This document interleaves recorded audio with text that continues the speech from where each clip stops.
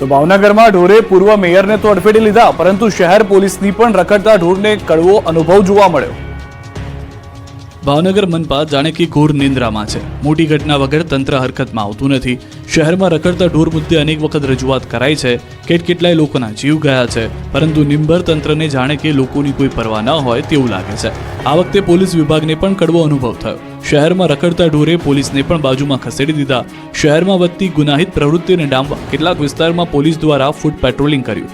શું પોલીસ ફૂટ પેટ્રોલિંગ કરી તે પહેલા રખડતા ઢોર પર કાફલામાં જોડાઈ ગયા તે સવાલ પણ ઊભો થયો.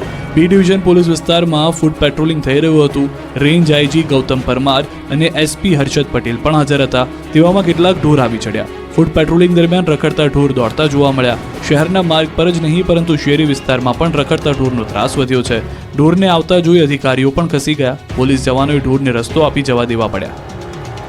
રાજકોટમાં 181 ગામના લોકોનું આરોગ્ય જોખમાયું છે. છેલ્લા 1 મહિનાથી ટેસ્ટિંગ વગર પીવાનું પાણી વિતરણ થાય છે.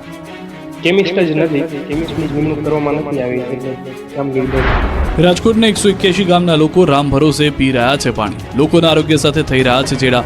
જેતપુરની વોટર ટેસ્ટિંગ લેબમાં છેલ્લા 1 મહિનાથી પાણીનું ટેસ્ટિંગ ન થતા 181 ગામમાં કોઈ પણ જાતની ચકાસણી વગર પાણીનું વિતરણ કરાઈ રહ્યું છે. રાજકોટ જિલ્લામાં પગાર ન મળતા વોટર ટેસ્ટિંગ લેબના કર્મચારીઓ હડતાલ પર ઉતરી ગયા છે. જેતપુર, ધોરાજી, ઉપલેટા, જામકંડોરણા, ભાયાવદરના ગામડાઓમાં જે પાણી વિતરણ કરવામાં આવે છે તેનું ટેસ્ટિંગ જેતપુર વોટર ટેસ્ટ લેબમાં થાય છે. જોકે કર્મચારીઓને પગાર ન ચૂકવાતા અને લેબમાં કેમિસ્ટ ન હોવાથી છેલ્લા 1 મહિનાથી પાણીનું ટેસ્ટિંગ જ નથી થઈ રહ્યું. પાણી પુરવઠા બોર્ડે વોટર ટેસ્ટિંગ માટે અલગ અલગ શહેરોમાં લેબોરેટરી બનાવી છે, જેનો કોન્ટ્રાક્ટ વર્ષ 2023થી સુરતમાં આવેલી ડેટોક્સ કોર્પોરેશન પ્રાઇવેટ લિમિટેડને અપાયો છે. જો કે કોન્ટ્રાક્ટ એજન્સી અને પાણી પુરવઠા બોર્ડ વચ્ચે નાણાકીય ખટરાગને કારણે રાજ્યની અનેક વોટર ટેસ્ટિંગ લેબોરેટરી બંધ હાલતમાં છે. સાબરકાંઠાના ખેડૂતો માટે સૌથી મહત્વના સમાચાર સામે આવ્યા. ધરોઈ ડેમમાંથી ખેડૂતોને સિંચાઈ માટે પાણી આપવામાં આવશે. સાબરકાંઠાના ખેડૂતો શિયાળુ પાકની વાવણી શરૂ કરી દીધી છે, ત્યારે સિંચાઈ વિભાગે પણ ખેડૂતો માટે મહત્વનો નિર્ણય કર્યો છે. ધરોઈ ડાબા કાંઠાની કેનાલમાં સિંચાઈ માટે પ્રથમ પાણ છોડવામાં આવ્યું છે. રવિ સિઝનમાં ખેડૂતોને સિંચાઈ માટે 6 પાણ આપવાનું આયોજન કરવામાં આવ્યું છે. આ પાણીથી હિંમતનગર, ઈડર અને વડાલી તાલુકાના 3 ગામોમાં 4000 હેક્ટર જમીનમાં ખેતીને સિંચાઈનો લાભ મળશે. સાબરકાંઠા સિંચાઈ વિભાગ દ્વારા રવિ સિઝનમાં ખેતીમાં સિંચાઈ માટે સલાહકાર સમિતિની માંગણીને લઈને જળાશયોમાંથી સિંચાઈ માટે પાણી આપવાનું આયોજન કરવામાં આવ્યું છે. ત્યારે સાબરકાંઠામાં ધરોઈ જળાશયમાંથી ડાબા કાંઠાની કેનાલમાં 6 પાણ આપવાનું આયોજન પૈકી પ્રથમ પાણમાં 50 ક્યુસેક પાણી છોડવામાં આવ્યું છે. ક્રમશઃ 350 ક્યુસેક સુધી પાણી છોડાશે. વડાલીના 13, હિંમતનગરના 15 અને ઈડરના 65 ગામમાં 4000 હેક્ટર વિસ્તારમાં ખેતીને સિંચાઈનો લાભ મળશે. જોકે ખેડૂતો પણ છેલ્લા ઘણા સમયથી સિંચાઈ માટે પાણીની માંગ કરી રહ્યા હતા, ત્યારે હવે સિંચાઈ માટે સમયસર પાણી મળતા ખેડૂતોમાં ખુશીનો માહોલ જોવા મળ્યો. છોટાઉદેપુર જિલ્લામાં સિંચાઈનું પાણી ન મળતા ખેડૂતોનો પાક સુકાઈ ગયો હોવાનો આરોપ લાગી રહ્યા છે. છોટાઉદેપુરના નસવાડી તાલુકામાં ખેડૂતોનો કપાસનો પાક સુકાઈ ગયો. ખેડૂતોનો આરોપ છે કે સિંચાઈ માટે પાણી ન મળતા પાકમાં સુકારો આવ્યો. રામપુરી અને હરિપુરા વિસ્તારમાં કેનાલનું પાણી ન મળતા ખેડૂતોને રાતા પાણીએ રોવાનો વારો આવ્યો છે. રામપુરી અને હરિપુરા વિસ્તારમાં 150 હેક્ટરથી વધુ જમીનમાં ખેતીવાડી થાય છે. ખેડૂતોનો આરોપ છે કે બાજુમાં જ ઢાળિયા કેનાલ છે, તેમ છતાં પાણી ન મળતા ખેતરો તરસ્યા છે. ખેડૂતોનો આક્ષેપ છે કે છેલ્લા 8 વર્ષથી આ સમસ્યા છે. નર્મદા નિગમે વ્યવસ્થા તો કરી છે, પણ કોન્ટ્રાક્ટરોની મનમાની છે. ઢાળિયા કેનાલો બંધ કરી અને અંડરગ્રાઉન્ડ પાઇપલાઇન નાખી દેવાતા ખેતરો સુધી પાણી નથી પહોંચી રહ્યું. ખેડૂતોનો કપાસ સુકાઈ જતા મુશ્કેલીમાં મુકાયા છે. રાત દિવસની મજૂરી અને વાવેતરનો ખર્ચ પણ માથે પડ્યો છે. ખેડૂતો તંત્ર અને અધિકારીઓને વારંવાર રજૂઆત કરવા છતાં કોઈ નિરાકરણ આવ્યું નથી. ખેડૂતોને પોતાની જમીન હોવા છતાં વર્ષોથી તેઓ ખેત પેદાશ લઈ નથી શકતા. ખેડૂતોએ ચીમકી ઉચ્ચારી છે કે જો તેમની સમસ્યાનું નિરાકરણ નહીં આવે અને સિંચાઈ માટે પાણી આપવામાં નહીં આવે તો અંડરગ્રાઉન્ડ લાઇનોને તોડી નાખવામાં આવશે. આણંદમાં છેલ્લા 1 વર્ષથી રોડ રસ્તાનું સમારકામ ન થતા સ્થાનિકોને પારાવાર મુશ્કેલીનો વેઠવો પડી રહ્યો છે વારો, અને તેના કારણે સમસ્યા વધુ જોવા મળી રહી છે. આણંદ પાલિકા તંત્રની ઘોર બેદરકારી સામે આવી. શહેરમાં 1 વર્ષ અગાઉ ખોદેલા રોડ રસ્તાઓનું સમારકામ ન કરાતા સ્થાનિકો પરેશાન થઈ રહ્યા છે. વોર્ડ નંબર 3માં રોયલ પ્લાઝાથી લઈ પાણીની ટાંકી વિસ્તારમાં 1 વર્ષ પહેલા નળ સે જળ યોજના અંતર્ગત રસ્તાઓનું ખોદકામ કરવામાં આવ્યું હતું, જેનો 1 વર્ષ જેટલો સમયગાળો થયો હોવા છતાં રસ્તાઓનું સમારકામ નથી કરવામાં આવ્યું, જેના કારણે સ્થાનિકો અને વાહન ચાલકોને પારાવાર મુશ્કેલી વેઠવી પડે છે. રસ્તા પર ખાડા હોવાને કારણે ચોમાસામાં પાણી ભરાવાની સમસ્યા સર્જાય છે, જેના કારણે લોકોમાં અકસ્માતનો પણ ભય રહે છે. સાથે જ પાણી ભરાતા મચ્છરજન્ય રોગચાળો ફાટી નીકળે તેવી દહેશત ફેલાયેલી છે. સ્થાનિકોનો આરોપ છે કે તંત્ર માત્ર કાગળ ઉપર કામગીરી કરતું હોય એમ લાગે છે. વારંવાર રજૂઆત છતાં તંત્રના અધિકારીઓ આંખ આડા કાન કરી રહ્યા છે. 1 વર્ષ થયું છતાં આ સમસ્યાનું નિરાકરણ લાવવાનું અધિકારીઓ નામ નથી લઈ રહ્યા. સ્થાનિકોની માંગ છે કે પાલિકા દ્વારા તાત્કાલિક રસ્તાઓનું સમારકામ કરવામાં આવે, જેથી અહીંના સ્થાનિકો કોઈ પણ મુશ્કેલીનો સામનો કરવો ન પડે. બોર્ડર વિલેજ યોજનામાં સરહદને અડીને આવેલા સોનુનિયા ગામના સમાવેશ ન થતા ગ્રામજનોમાં ભારે રોષ ફેલાયો છે. ડાંગ જિલ્લામાં વહીવટીતંત્રે બોર્ડર વિલેજ યોજનામાં જિલ્લાના કુલ 43 ગામોનો સમાવેશ કર્યો. બોર્ડરને અડીને આવેલા સોનુનિયા ગામનો સમાવેશ ન થતા ગ્રામજનોમાં રોષનો માહોલ છે. સોનુનિયા ગામ બોર્ડરને અડીને આવેલ હોવા છતાં પણ અધિકારીઓ દ્વારા વિલેજ બોર્ડરમાંથી કાઢી નાખતા ગ્રામજનોમાં ભારે રોષ વ્યાપ્યો છે, જેને લઈને ગ્રામજનો દ્વારા TSP આહવા ડાંગને અરજી કરવામાં આવી, પરંતુ તેનો પણ આજ દિન સુધી કોઈ નિર્ણય ન મળતા ગ્રામજનોએ આખરે મીડિયાનો સહારો લીધો. સ્થાનિકોનો આરોપ છે કે તેમનું ગામ ગોટિયામાળ ગ્રુપ પંચાયતમાં આવે છે અને જેમાં 5 ગામનો સમાવેશ છે. 5 પૈકી હુંબાપાડા અને બરમિયાવાડ ગામનો પણ યોજનામાં સમાવેશ કરાયો, પરંતુ સોનુનિયા ગામને યોજનાથી વંચિત રાખવામાં આવ્યું. તેમની જમીનો પણ સરહદને અડીને આવેલી છતાં ગામને બાકાત રખાયું. સ્થાનિકોનું કહેવું છે કે વારંવાર તંત્રને રજૂઆત કરવામાં આવી રહી છે, તેમના ગામનો બોર્ડર વિલેજ યોજનામાં સમાવેશ કરવામાં આવે, પરંતુ કોઈ પગલાં લેવામાં નથી આવ્યા. ગામ બોર્ડરને અડીને આવેલું છે છતાં તેનો સમાવેશ ન કરતા અધિકારીઓ સામે અનેક પ્રશ્નો ઉદ્ભવી રહ્યા છે. ત્યારે હવે સ્થાનિકોએ ચીમકી ઉચ્ચારી છે કે જો 15 થી 20 દિવસમાં બોર્ડર વિલેજ યોજનામાં તેમના ગામનો સમાવેશ નહીં કરવામાં આવે તો કલેક્ટર કચેરીનો ઘેરાવ કરવામાં આવશે. હાલ રાજ્યમાં KYC ને લઈને લોકોને ભારે મુશ્કેલીનો સામનો કરવો પડી રહ્યો છે. સુરત કોંગ્રેસે અનોખો વિરોધ નોંધાવ્યો. સુરત શહેરમાં KYC ને લઈને સ્થાનિકોને ભારે હાલાકીનો સામનો કરવો પડી રહ્યો છે. ત્યારે શહેર કોંગ્રેસ દ્વારા KYC ની સમસ્યાને લઈને અનોખો વિરોધ નોંધવામાં આવ્યો. કોંગ્રેસ કાર્યકર્તાઓએ ડુપ્લિકેટ નોટ ઉડાવી સમગ્ર પ્રક્રિયાનો વિરોધ કર્યો. બાળકોને રમવા માટે આવતી નોટો અધિકારીના ટેબલ પર રાખી કામ કરવા માટે કોંગ્રેસે માંગ કરી, તો શહેરના લીંબાયત વિસ્તારોમાં પણ કોંગ્રેસે ભારે વિરોધ નોંધાવ્યો. મોટી સંખ્યામાં કોંગ્રેસ કાર્યકરો વિરોધ પ્રદર્શનમાં જોડાયા, જેઓએ બેનરો અને સૂત્રોચ્ચાર કરી તંત્ર સામે રોષ ઠાલવ્યો. લીંબાયત વિસ્તારમાં શ્રમિકોનો સૌથી મોટો વર્ગ લીંબાયતમાં આવેલો છે. તેમને થતી હેરાનગતિને લઈને કોંગ્રેસ વિરોધ પર ઉતરી આવ્યું છે, જેથી કોંગ્રેસના કાર્યકર્તાઓની પોલીસ દ્વારા અટકાયત કરવામાં આવી. વડોદરામાં સતત 3જા દિવસે દાદાનું બુલડોઝર ચાલ્યું. ન્યાય મંદિર સહિતના વિસ્તારોમાં ગેરકાયદે દબાણો દૂર કરાયા. વડોદરામાં ભાજપના પૂર્વ કાઉન્સિલરના પુત્રની વિસ્તારના માથાભારે બાબર પઠાણ અને તેના સાગરીતો દ્વારા કરાયેલી હત્યાના પગલે વડોદરા કોર્પોરેશન દ્વારા બુલડોઝરવાળી શરૂ કરવામાં આવી છે. ત્યારે આજે સતત 3જા દિવસે બુલડોઝરથી ગેરકાયદેસર દબાણો દૂર કરવાની કાર્યવાહી કરાઈ. શહેરના ન્યાય મંદિર વિસ્તાર અને દૂધવાલા મહોલ્લામાં કોર્પોરેશનના JCBએ સપાટો બોલાવ્યો. દબાણ શાખાની કાર્યવાહીથી વેપારીઓ પોતાની લારી ગલ્લા છુપાવવા લાગ્યા હતા, પરંતુ DCP લીના પાટીલ અને પોલીસ ટીમે શેરી ગલીઓમાં ઘૂસીને લારી ગલ્લા જપ્ત કર્યા હતા. સમગ્ર પ્રક્રિયામાં મોટો પોલીસ કાફલો તૈનાત કરાયો હતો. મહત્વનું છે કે ગઈકાલે પણ મચ્છીપીઠ, નાગરવાડા રોડની લારીઓ, શેડ સહિતના દબાણો દૂર કરવામાં આવ્યા હતા. પાલિકા દ્વારા ફતેપુરા, કુંભારવાડા, તાંદલજા વિસ્તારમાં પણ દબાણો દૂર કરવાની કાર્યવાહી હાથ ધરવામાં આવી હતી. ચુસ્ત પોલીસ બંદોબસ્ત હેઠળ હાથ ધરાયેલી આ કાર્યવાહી સમયે સ્થાનિક લોકોના ટોળે ઉમટી પડ્યા હતા. 3 દિવસથી ચાલી રહેલી દબાણો પર કાર્યવાહીથી સ્થાનિકોમાં તંત્ર સામે ભારે રોષ ફેલાયો છે. અમદાવાદમાં કાગડાપીઠમાં હત્યાના આરોપીઓને પોલીસે કાયદાનો પાઠ ભણાવ્યો. આરોપીઓ જાહેરમાં માફી માંગતા નજરે પડ્યા. પોલીસનો બહુ ડર છે, ખાલી પોલીસ જ બાપ છે, બીજું કોઈ બાપ નથી. અમદાવાદના કાગડાપીઠમાં હત્યાને અંજામ આપનાર હત્યારાઓ હવે જાહેરમાં માફી માંગતા નજરે પડ્યા. પોલીસે આરોપીઓનું સરઘસ કાઢ્યું, સાથે જ ઘટનાનું રિકન્સ્ટ્રક્શન પણ કર્યું. પોલીસે આરોપીઓને કાયદાનો પાઠ ભણાવતા આરોપીઓ લંગડાતા ચાલતા કેમેરામાં કેદ થયા. મહત્વનું છે કે તાજેતરમાં બુટલેગર દ્વારા કાગડાપીઠ વિસ્તારમાં યુવકને છરીના ઘા મારી મોતને ઘાટ ઉતારવામાં આવ્યો, જેને લઈ પોલીસ સામે પણ સવાલો ઊભા થયા. હત્યાને લઈ ભારે વિરોધ અને લોકોમાં રોષ પણ જોવા મળ્યો. મૃતકના પરિચિત લોકોએ પોલીસ સ્ટેશનનો ઘેરાવ કર્યો. સમગ્ર ઘટનામાં કાગડાપીઠના પોલીસ સ્ટેશનના PIને પણ સસ્પેન્ડ કરાયા હતા. મહત્વનું છે કે બુટલેગરોએ અદાવતમાં હત્યા કર્યાનો આરોપ છે. અમદાવાદમાં છેલ્લા ઘણા સમયથી ગુનાખોરીની ઘટનાઓમાં સતત વધારો થઈ રહ્યો છે, જેને લઈ પોલીસ એક્શનમાં આવી છે. અમદાવાદમાં છેલ્લા કેટલાક દિવસોથી લૂંટ, હત્યા, ફાયરિંગ અને મારામારીની ઘટનાઓમાં સતત વધારો થઈ રહ્યો છે, જેને લઈને શહેર પોલીસના નાઇટ પેટ્રોલિંગ અને સબ સલામતના દાવા સામે સવાલ ઊભા થઈ રહ્યા છે. શહેરમાં કાયદો વ્યવસ્થાની સ્થિતિ કથળતા જ પોલીસે મોડે એક્શનમાં આવી હોય એમ લાગી રહ્યું છે. છેલ્લા કેટલાક દિવસથી શહેરના અલગ અલગ વિસ્તારોમાં કોમ્બિંગ શરૂ કર્યું. શહેરના કાગડાપીઠ, અમરાઈવાડી, ઓઢવ, ખોખર સહિતના વિસ્તારોમાં પોલીસની ટીમો રાત્રે કોમ્બિંગ કરી રહી છે. શંકાસ્પદ વ્યક્તિઓની પૂછપરછ કરવામાં આવી રહી છે. જોકે પોલીસને કોમ્બિંગમાં કેટલીક સફળતા પણ મળી છે. પોલીસે કોમ્બિંગ દરમિયાન પ્રોહિબિશનના 36 કેસ, મોટર વ્હીકલ એક્ટના 8 કેસ, તડીપાર થયેલ 7 કેસ, જુગારનો 1 કેસ, 2 આરોપી વોન્ટેડ અને 26 હત્યાર સાથે આરોપીઓને ઝડપી લીધા છે. જોકે સવાલ એ છે કે શું રાત્રે કોમ્બિંગ કરવાથી ગુનાખોરીની ઘટનાઓ પર અંકુશ મેળવી શકાશે કે પછી પોલીસ અસામાજિક તત્વોને પાઠ ભણાવવા માટે કોઈ નક્કર કાર્યવાહી કરશે. સવાલ એ પણ છે કે આખરે પોલીસ કોમ્બિંગ કેટલા દિવસ ચાલશે. રાજકોટ સિવિલની વધુ એક બેદરકારીનો વિડીયો જોવા મળ્યો છે, જેણે હોસ્પિટલ તંત્ર સામે સવાલ ઉભા કરી દીધા છે. આ દ્રશ્યો રાજકોટ સિવિલના છે, જ્યાં એક દર્દી રીતસરનો રઝળતા હોવાનો વિડીયો જોવા મળ્યો, જેને લઈ હોસ્પિટલ તંત્ર પર સવાલો ઉભા થયા. દર્દી ઈજાના કારણે કણસી રહ્યો હતો, પરંતુ તેને કોઈ સારવાર આપવામાં આવી નહોતી. એટલું જ નહીં, દર્દીને કોઈ બેડ પણ નહોતો અપાયો. દર્દી જમીન પર રઝળતી રહ્યો હતો. આખરે ત્યાં હાજર એક જાગૃત નાગરિકે ડોક્ટરને જાણ કરી તેની સારવારની વ્યવસ્થા કરાવી.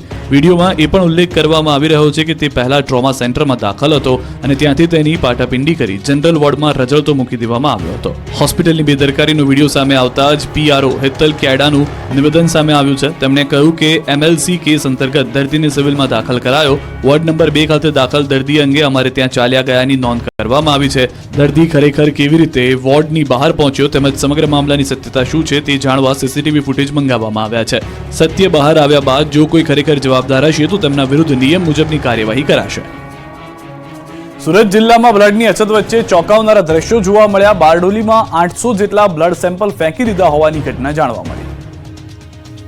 સુરત શહેર અને જિલ્લામાં લોહીની અછત વચ્ચે બ્લડના સેમ્પલ રઝળતા જોવા મળ્યા. બારડોલીના ભામૈયા ગામે 700 થી 800 જેટલા બ્લડ સેમ્પલ કોથળામાં ભરી ફેંકી દીધા હોવાની ઘટના જોવા મળી.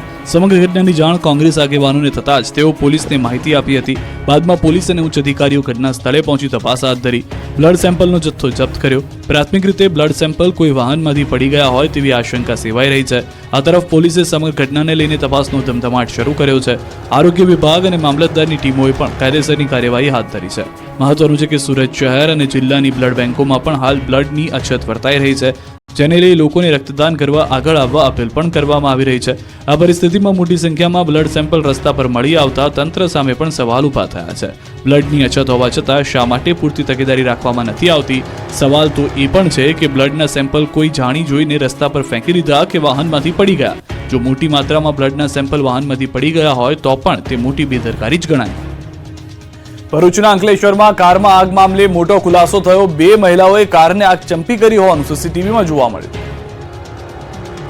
અંકલેશ્વરના ગાર્ડન સિટી વિસ્તારમાં પાર્ક કરેલી કારમાં આગ લાગતા અફરાતફરી મચી હતી. કારમાં આગ લાગતા કાર આગમાં બળીને ખાખ થઈ હતી. જો કે આગ કયા કારણોસર લાગી તે અનેક સવાલો ઊભા થઈ રહ્યા છે, પરંતુ જ્યારે નજીકના સીસીટીવીથી તપાસ કરવામાં આવી તો ચોંકાવનારો ખુલાસો જોવા મળ્યો. 2 મહિલાઓ કારને આગ ચંપી કરતી હોવાનું સીસીટીવીમાં કેદ થયું. તપાસમાં એ પણ સામે આવ્યું કે 2 દિવસ પહેલા મહિલાઓ સાથે માથાકૂટ થઈ હતી, જેની અદાવત રાખી રાત્રે મહિલાઓએ કારને આગ લગાવી દીધી. સીસીટીવીમાં પણ સ્પષ્ટ રીતે જોઈ શકાય છે કે 2 મહિલા પોતાનું 2 વ્હીલર પર આવે છે અને શાતિર રીતે કારને આગ ચાંપી ત્યાંથી ફરાર થઈ જાય છે. આ તરફ ગાર્ડન સિટી વિસ્તારના સ્થાનિકોનો આરોપ છે કે આ મહિલાઓથી તેઓ પરેશાન થઈ ગયા છે. તેઓ વારંવાર સ્થાનિકો સાથે માથાકૂટ કરી તેમને પરેશાન કરે છે. એટલું જ નહીં, આ મહિલા તેમના બાળકોનું કિડનેપ કરવાની પણ ધમકી આપી રહ્યા છે. ત્યારે આ સમગ્ર મામલે તાલુકા પોલીસે ફરિયાદ નોંધી સીસીટીવીના આધારે મહિલાઓની ધરપકડ માટે કવાયત હાથ ધરી છે. રાજ્યમાં 4 પગનો આતંક સતત વધી રહ્યો છે. રહેણાંક વિસ્તારમાં દીપડાના આટાફેરાથી ભયનો માહોલ છવાયેલો છે. કેટલાક દિવસોથી રાજ્યમાં હિંસક પ્રાણીઓએ હાહાકાર મચાવ્યો છે. આજે બારડોલી અને ગીર સોમનાથમાં દીપડાએ દેખા દીધી. રહેણાંક વિસ્તારમાં દીપડા ઘૂસી જતા લોકોમાં ફફડાટ ફેલાયો. તો બીજી તરફ છેલ્લા કેટલાક દિવસોમાં જંગલ છોડીને ગ્રામ્ય વિસ્તારમાં સિંહોના આટાફેરાના પણ દ્રશ્યો કેમેરામાં કેદ થયા. ગીર સોમનાથના ઉનામાં આવેલા રફાળેશ્વર મંદિર નજીક દીપડાની દસ્તકથી લોકોમાં દહેશત ફેલાય છે. શિકારની શોધમાં દીપડો રહેણાંક મકાનમાં ઘૂસી ગયો. દીપડાના આટાફેરા નજીકના સીસીટીવીમાં પણ કેદ થયા. દ્રશ્યોમાં જોઈ શકાય છે કે અચાનક દીપડો રહેણાંક સોસાયટીના મકાનની દિવાલ પર શિકારની શોધમાં ઘૂસી આવે છે. આ દરમિયાન એક શ્વાન આવે છે, જો કે એ સમયે દીપડો ત્યાંથી નાસી છૂટે છે. રહેણાંક વિસ્તારમાં દીપડાના આટાફેરાથી સ્થાનિક લોકોમાં ભયનો માહોલ જોવા મળી રહ્યો છે. તો બારડોલીના મઢી ગામે પણ ખૂંખાર દીપડાનો કહેર જોવા મળ્યો. મઢી વાસુકુઈ રોડ પર રાત્રિના સમયે દીપડો લટાર મારતો વિડીયોમાં જોવા મળ્યો. રસ્તા પરથી દીપડો પસાર થઈ રહ્યો હતો ત્યારે વાહન ચાલકે તેને કેમેરામાં કેદ કર્યો. સ્થાનિકો વન વિભાગને જાણ કરી દીપડાને પાંજરે પૂરવા માંગ કરી રહ્યા છે. રાજ્યમાં તસ્કરો બેફામ બન્યા છે. પોલીસને જાણ હોવા છતાં પડકાર ફેંકતા હોય એમ એક પછી એક ઘટનાઓ ચોરીની જોવા મળી રહી છે.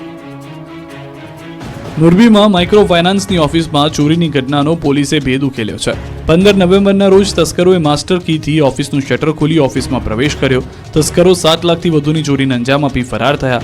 ઘટનાની જાણ થતાં પોલીસે ઘટના સ્થળના આસપાસના સીસીટીવીની તપાસ શરૂ કરી. આ તરફ પોલીસને બાતમી મળી હતી કે ચોરીમાં સંડોવાયેલા બાઇક પર પસાર થવાના છે. ત્યારે પોલીસે રેલવે સ્ટેશન નજીક વોચ ગોઠવી વર્ણનવાળા સહિત એક વ્યક્તિની અટકાયત કરી. આરોપીઓ પાસેથી ચોરીનો મુદ્દામાલ પણ જપ્ત કર્યો. પોલીસ તપાસમાં સામે આવ્યું કે ઝડપાયેલા આરોપી અભિષેક દેવમુરી અગાઉ ફાઇનાન્સ કંપનીમાં નોકરી કરતો હતો, જ્યારે જય ઉર્ફે શની સોલંકી હાલ પણ આ ફાઇનાન્સ કંપનીમાં નોકરી કરે છે. જેથી તેઓ કંપનીની દરેક જગ્યાએથી માહિતગાર હતા, જેથી તેઓએ ડુપ્લિકેટ ચાવીઓ બનાવી ચોરીને અંજામ આપ્યો. આ તરફ વડોદરામાં પણ તસ્કરોએ તરખાટ મચાવ્યો. વડોદરાના સાદલીમાં તસ્કરો સ્મશાનને નિશાન બનાવ્યો. તસ્કરો સ્મશાનથી લોખંડની સગડીની પ્લેટ અને મૃતકને સુવડાવવાનું સ્ટ્રક્ચર ચોરી કરી ફરાર થઈ ગયા. વડોદરા જિલ્લામાં મંદિરોમાં ચોરીની ઘટનાઓમાં સતત વધારો થઈ રહ્યો છે, ત્યારે હવે સ્મશાનમાં પણ ચોરીની ઘટના સામે આવતા લોકોમાં ભારે રોષ જોવા મળ્યો છે. દ્વારકામાં યુવતીઓની આડમાં લૂંટ ચલાવતી ગેંગનો પર્દાફાશ થયો છે. પોલીસે ગેંગના 5 આરોપીઓને દબોચી લીધા છે. દ્વારકામાં એક એવી ગેંગ સક્રિય થઈ હતી જે યુવતીઓની મદદથી લૂંટને અંજામ આપતી. પોલીસ સમગ્ર કેસમાં 5 આરોપીની ધરપકડ કરી છે. દ્વારકાના નાગેશ્વર રોડ પર રહેતા જગદીશભાઈ દવે દરિયા કિનારે આવેલા ભડકેશ્વર મહાદેવ મંદિર દર્શન કરવા ગયા. તે સમયે 2 અજાણી સ્ત્રીઓ તેમની પાસે મદદ માંગી હતી અને પટેલ સમાજ પાસે મૂકી જવા વિનંતી કરી. જેથી દ્વારકામાં યુવતીઓ અજાણી હોવાનું સમજી જગદીશભાઈ તેમને બાઇક પર બેસાડી પટેલ સમાજ પાસે મૂકવા ગયા, જ્યાં ગાર્ડનમાં બંને મહિલાઓ તેમને વાતચીતમાં ઉલઝાવી રાખ્યા અને તે જ સમયે 3 શખ્સોએ આવી વૃદ્ધ જગદીશભાઈને ઢોર માર મારી મોબાઈલ પડાવી લીધો અને પાસવર્ડ મેળવી લીધો. બાદમાં આરોપીઓએ દ્વારકામાં આવેલા બારાએ પેટ્રોલ પંપના QR કોડ સ્કેન કરી 39,000 રૂપિયા ટ્રાન્સફર કર્યા અને બાદમાં ત્યાંથી રોકડા રૂપિયા લઈ ફરાર થઈ ગયા, જેની ફરિયાદ નોંધાતા પોલીસ એક્શનમાં આવી હતી. પોલીસે ગણતરીની કલાકોમાં 2 મહિલા સહિત 5 આરોપીઓને દબોચી લીધા. પોલીસ તપાસમાં સામે આવ્યું છે કે 2 દિવસ પહેલા પણ આ શખ્સોએ અન્ય વ્યક્તિ જોડે 4,000ની લૂંટ ચલાવી હોવાનો ખુલાસો થયો છે. સુરતમાં આંતરરાષ્ટ્રીય ચાઇનીઝ ગેંગ દ્વારા 112 કરોડની છેતરપિંડી મામલે વધુ 2 આરોપીની પોલીસે ધરપકડ કરી. સુરતમાં આંતરરાષ્ટ્રીય ચાઇનીઝ ગેંગ દ્વારા 112 કરોડના સાયબર ફ્રોડ મામલે વધુ એક સફળતા મળી છે. સાયબર ક્રાઇમે કેતન વેકરિયા અને નાગજી બારૈયાની ધરપકડ કરી છે. બંને આરોપીઓ દુબઈમાં બેસી સાયબર ફ્રોડ માટે એકાઉન્ટ ભાડે આપતા હોવાનો ખુલાસો થયો. પોલીસ તપાસમાં એ પણ સામે આવ્યું કે કેતન વેકરિયા મોટો ગુનાહિત ઇતિહાસ ધરાવે છે. આરોપી કેતન વેકરિયા અગાઉ ક્રાઇમ બ્રાન્ચમાં છેતરપિંડી અને સાયબર ક્રાઇમના 3 ગુનાઓમાં છેતરપિંડીનો આરોપી છે. હાલ કેતન વેકરિયા દુબઈ ખાતે રહેતા મુખ્ય આરોપી મિલિંદ દરજીના સીધા સંપર્કમાં હોવાનું જાણવા મળ્યું. પોલીસ તપાસમાં ખુલાસો થયો છે કે બેંક હોલ્ડર અને દલાલોને લોભામણી લાલચો આપી 10 થી 15,000 સુધીનું કમિશન આપી અલગ અલગ બેંકની કીટ મેળવતા જલ્પેશ નડિયાદરા દ્વારા સુરતમાં ઓફિસ રાખી બેંક એકાઉન્ટ એક્ટિવ કરી અજય ઇટાલિયા સુધી પહોંચાડવામાં આવતા બાદમાં અજય ઇટાલિયા તમામ બેંક એકાઉન્ટના મુખ્ય આરોપી મિલિંદ દરજીને દુબઈ પહોંચાડતો. સુરત સાયબર પોલીસે અલગ અલગ બેંકના 34 ડેબિટ અને ક્રેડિટ કાર્ડ, બેંકની 18 પાસબુક અને 5 ચેકબુક જપ્ત કરી છે. મહત્વનું છે કે દુબઈ ચાઇનીઝ બેંક સામે દેશભરમાં 900 થી વધુ સાયબર ફ્રોડની ફરિયાદો થઈ ચૂકી છે, ત્યારે સમગ્ર કેસમાં હજુ પણ કેટલાક ચોંકાવનારા ખુલાસા થઈ શકે છે. સુરતમાં નકલી હોસ્પિટલ બાદ હવે નકલી મેડિકલ ઇન્સ્ટિટ્યૂટનો પર્દાફાશ થયો છે. સુરત શહેરમાં બધું જ નકલી ચાલી રહ્યું હોય તેવો ઘાટ સર્જાયો છે. હજુ તો નકલી હોસ્પિટલનો વિવાદ શાંત થયો નથી, ત્યાં વધુ એક નકલી મેડિકલ ઇન્સ્ટિટ્યૂટ ચાલી હોવાનો પર્દાફાશ થયો. શહેરના પુના પાટિયા વિસ્તારમાં આવેલા લા સિટાડેલ કોમર્શિયલ શોપિંગ કોમ્પ્લેક્સની દુકાનની અંદર આખી મેડિકલ ઇન્સ્ટિટ્યૂટ ચાલી રહી હતી. 10 બાય 20ની દુકાનની અંદર ક્લાસરૂમ બનાવી દેવાયો અને જીવનદીપ મેડિકલ ઇન્સ્ટિટ્યૂટના નામથી નર્સિંગ સહિતના 5 કોર્સ ચલાવવામાં આવી રહ્યા હતા. તેમાં ભણતા વિદ્યાર્થીઓ પાસે જીવનદીપ મેડિકલ ઇન્સ્ટિટ્યૂટના સંચાલક મસમોટી ફી પણ વસૂલતા. આ ઇન્સ્ટિટ્યૂટ દુકાનની અંદર છેલ્લા 4 થી 5 વર્ષથી ચાલી રહી છે. કેટલાક વિદ્યાર્થીઓ દ્વારા છેલ્લા 2-3 દિવસથી એવી ફરિયાદો હતી કે અહીં બસ મોટી ફી લઈને ખોટી રીતે મેડિકલ ઇન્સ્ટિટ્યૂટ ચલાવાઈ રહી છે અને પરીક્ષા આપવા બેંગ્લોર મોકલાઈ રહ્યા છે, જેથી તપાસ બાદ આ ઇન્સ્ટિટ્યૂટ ખોટી રીતે ચાલતી હોવાનું સામે આવ્યું. જીવનદીપ મેડિકલ ઇન્સ્ટિટ્યૂટ નામનું કોઈ પણ ઇન્સ્ટિટ્યૂટ નર્સિંગ કાઉન્સિલમાં નોંધાયેલ નથી, જેથી ગુજરાતમાં આવી મેડિકલ ઇન્સ્ટિટ્યૂટ સામે કડક કાર્યવાહી કરવામાં આવે તેવી માંગ કરવામાં આવી રહી છે. અમરેલીમાં પોલીસે ટ્રકનું સ્ક્રેપિંગ કરી ભંગારમાં વેચી દેવાનો કૌભાંડનો પર્દાફાશ કર્યો. અમરેલી જિલ્લામાં રાજુલા પોલીસે ટ્રકનું સ્ક્રેપિંગ કરી ભંગારમાં વાહનો જવા દેવા માટેના કૌભાંડનો પર્દાફાશ કર્યો. આ ગેંગ ચાલુ લોનવાળા ટ્રકોની ખરીદી કરતી અને ટ્રક વેચનારનો વિશ્વાસ જીતી તેમની પાસેથી ટ્રક લઈને તેના હપ્તાની ભરપાઈ કરતા ન હતા. ત્યારબાદ ટ્રકને ભંગારમાં વેચી દેતા નરેશ સોલંકીએ અલી અસગર, હુસેન લોટિયા, પંકજ ઉર્ફે બાલા અને ઇસ્માઇલ ઉર્ફે પપલુ સામે ફરિયાદ નોંધાવી હતી. તેમનો આરોપ છે કે ટ્રકના 5,53,000ના બાકી હપ્તાના ચેક નહીં આપતા આરોપીઓ ટ્રકને ભંગારમાં સ્ક્રેપિંગ માટે દીપક ઉર્ફે કાલાને વેચી દીધી. દીપકે ટ્રકને ભંગારમાં તોડી નાખી અને તેના અલગ અલગ પાર્ટ્સને વેચી ટ્રકનો નાશ કર્યો. આરોપીઓ સામે છેતરપિંડીની ફરિયાદ નોંધાતા પોલીસ તપાસનો ધમધમાટ શરૂ કર્યો છે. સમગ્ર કૌભાંડમાં પોલીસે આરોપી ઉજેફા આરિફભાઈ શેખ, ઇમ્તિયાઝ ઉર્ફે બિહારી, દીપક ઉર્ફે કાલા નારાયણભાઈ ગોહિલની ધરપકડ કરી છે, જ્યારે અન્ય 3 આરોપીઓ હજુ પણ પોલીસ પકડથી દૂર છે. આણંદના આંકલવમાં 5 દિવસથી બંધક બનાવેલા શ્રમિકોને પોલીસે મુક્ત કરાવ્યા. આણંદના આંકલવમાં બંધક બનાવેલા શ્રમિકોને પોલીસે મુક્ત કરાવ્યા. આંકલવના મોટી સંખ્યાળ ખાતેના ઈંટોના પટ્ટામાં છેલ્લા 5 દિવસથી 27 શ્રમિકોને બંધક બનાવાયા. મૂળ ઉત્તર પ્રદેશના કાસગંજમાંથી શ્રમિકોને લાવવામાં આવ્યા. આ શ્રમિકો છેલ્લા 1 મહિનાથી અહીં મજૂરી કામ કરતા, પરંતુ છેલ્લા 5 દિવસથી શ્રમિકોને બંધક બનાવી તેમને ઢોર માર મારવામાં આવ્યો હતો. સાથે જ તેમને જમવાનું પણ આપવામાં આવતું ન હતું. આંકલવમાં સમગ્ર ઘટના સ્થાનિકોના મોઢે ચર્ચાઈ રહી હતી, જેની જાણ પોલીસને થતાં પોલીસ એક્શનમાં આવી. બાદમાં પોલીસ અને જિલ્લા વહીવટીતંત્રના અધિકારીઓ પોલીસનો કાફલો ઘટના સ્થળે પહોંચ્યો. આખરે પોલીસે ઈંટોના ભઠ્ઠામાંથી તમામ 27 શ્રમિકોને મુક્ત કરાવ્યા. પોલીસ પૂછપરછમાં શ્રમિકોએ પોતાની આપવીતી રજૂ કરી. પોલીસે સમગ્ર મામલે શ્રમિકોની ફરિયાદના આધારે વધુ કાર્યવાહી હાથ ધરી છે. સુરતમાં ખ્રિસ્તી ધર્મના સંમેલનના નામે ધર્મ પરિવર્તન થતું હોવાના આરોપ લાગ્યા છે. સુરતમાં સંમેલનના નામે ધર્મ પરિવર્તનના આક્ષેપ થઈ રહ્યા છે. ગઈકાલ રાત્રે હોબાળા બાદ આજે ફરી વિરોધ પ્રદર્શન થયું. ગઈકાલ રાત્રે પાલ ગ્રીન સિટી સોસાયટીના ક્લબ હાઉસમાં શાલોમ ધર્મ સંમેલન યોજાયું હતું. ખ્રિસ્તી ધર્મના લોકોનો સત્સંગ સંધ્યા અને શાલોમ પરિવાર સ્નેહ મિલન કાર્યક્રમ યોજાયો, જેમાં વડોદરાથી 1 બસ અને 10 જેટલી કારમાં બહારથી લોકો આવ્યા, જેમાં ભોજનમાં બિરયાની પીરસાતી જોઈને લોકો ભડક્યા. રહેણાંક વિસ્તારમાં મોડી રાતે આ પ્રકારનો ધાર્મિક કાર્યક્રમ યોજાતા સ્થાનિકો, વિહિપ અને બજરંગ દળે વિરોધ નોંધાવ્યો. 1500 જેટલા લોકો વિરોધ પ્રદર્શન પર ઉતરી આવ્યા અને નારેબાજી કરી. સાથે જ વક્તા નિરંજન જોશીને પોલીસ મથક લઈ જવાયા. ત્યારે આજે ફરી વીએચપીએ કાર્યક્રમ સ્થળ પર પહોંચી ગંગાજળ છાંટીને શુદ્ધિકરણ કર્યું. ઘટનાને લઈને પોલીસ પણ સ્થળ પર પહોંચી અને સ્થિતિની સમીક્ષા કરી. ભાવનગર કલાની નગરી તરીકે ઓળખાય છે, પરંતુ તંત્રની બેદરકારીના કારણે શહેરના નાટ્યગૃહ બંધ હાલતમાં પડ્યા છે. કલાનગરી ભાવનગરમાં તંત્રના પાપે યશવંતરાય નાટ્યગૃહ બંધ હાલતમાં જોવા મળી રહ્યું છે. વાવાઝોડામાં નુકસાની બાદ નાટ્યગૃહ 2 વર્ષની રિનોવેશનની લાંબી કામગીરી બાદ શરૂ કરાયું, પરંતુ ફાયર સેફટીના અભાવે પાલિકાએ 1 જૂનથી નાટ્યગૃહને બંધ કરવા આદેશ કર્યો. તે સમયે નાટ્યગૃહમાં 22 જેટલા બુકિંગ પણ થઈ ગયા હતા, પરંતુ બંધ કરવાના આદેશ બાદ તમામ કાર્યક્રમ પણ રદ કરાયા. મહત્વની વાત તો એ છે કે નાટ્યગૃહની સાથે સાથે શહેરના અન્ય એકમો પણ સીલ કરાયા, પરંતુ આ એકમોએ લિખિતમાં બાંહેધરી આપ્યા બાદ ફરી શરૂ કરાયા. પરંતુ યશવંતરાય નાટ્યગૃહમાં ફાયર સેફટી માટે 9 લાખની ગ્રાન્ટ પણ મંજૂર થઈ ચૂકી છે. ગ્રાન્ટ મંજૂર થયાના 4 મહિના જેટલો સમય વીતી ગયો. હાલમાં ફાયર સેફટીના કામના શ્રી ગણેશ પણ નથી થયા. નાટ્યગૃહ સતત બંધ રહેવાને કારણે કલાપ્રેમીઓમાં પણ ભારે રોષ ફેલાયો છે. કલાપ્રેમીઓનો આરોપ છે કે અધિકારીઓની અણાવડતના કારણે હજુ સુધી ફાયર સેફટીનું કામ શરૂ કરાયું નથી. ત્યારે હવે માંગ કરવામાં આવે છે કે તાત્કાલિક ફાયર સેફટીની વ્યવસ્થા કરી યશવંતરાય નાટ્યગૃહને ફરી શરૂ કરવામાં આવે. કચ્છના રણોત્સવમાં જોવા દેશ વિદેશથી મોટી સંખ્યામાં પ્રવાસીઓ પહોંચી રહ્યા છે, ત્યારે ભુજ એરપોર્ટ પર પ્રવાસીઓનો ધસારો વધ્યો છે. વિશ્વ પ્રસિદ્ધ કચ્છનો રણોત્સવ હંમેશા પ્રવાસીઓમાં આકર્ષણનું કેન્દ્ર હોય છે, ત્યારે આ વર્ષે પણ મોટી સંખ્યામાં પ્રવાસીઓ રણોત્સવ નિહાળવા કચ્છ પહોંચી રહ્યા છે, જેને લઈ ભુજ એરપોર્ટ પર પ્રવાસીઓની સંખ્યામાં વધારો થયો છે. પરંતુ પ્રવાસીઓની બેદરકારીના કારણે ફ્લાઇટની ઉડાનમાં મોડું થઈ રહ્યું છે. ભુજ એરપોર્ટ પર હાલ 3 ફ્લાઇટ ઓપરેટ થઈ રહી છે, જેમાં 2 ફ્લાઇટ ભુજથી મુંબઈ અને 1 ફ્લાઇટ ભુજથી અમદાવાદ વચ્ચે ચાલી રહી છે. ભુજથી મુંબઈ મુસાફરી કરતા પ્રવાસીઓ ચેક ઇન સમયથી મોડા આવતા ફ્લાઇટની બોર્ડિંગ પ્રક્રિયામાં મોડું થતા ફ્લાઇટ સમયસર ઉડાન નથી ભરી શકતી, જેના કારણે અન્ય મુસાફરોને મુશ્કેલી વેઠવી પડી રહી છે.